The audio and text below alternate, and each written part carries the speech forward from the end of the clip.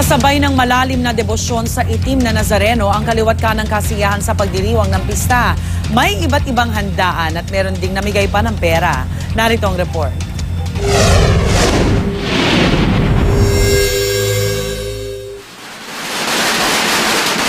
Hindi lang sa pahalik at prosesyon, naging abala ang mga deboto ng itim na Nazareno sa Maynila.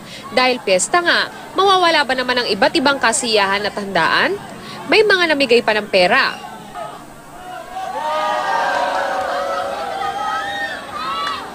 Ang iba, nagbasaan pa. Para sa ilan ang pamamahagi ng biyaya, paraan din ang pagpapakita ng debosyon sa itim na Nazareno. It's a tradition na, especially to my dad, na Katoliko, sarado kasi siya. Stable naman po yung negosyo, sa awa ng Diyos. Marami ring nagyaya sa kabi-kabilang kainan. Siyempre, may kantahan. Pati nasayawan.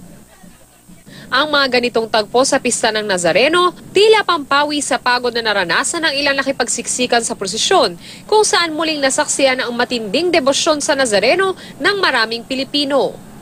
Matindi ring pananampalataya ang puhunan ng halos maghapong paghihintay sa Quiapo Church ng iba pang deboto. Ito ang pistang tanyag hindi lamang sa ating bansa, kundi maging sa buong mundo. Para sa unang balita, Von Aquino reporting.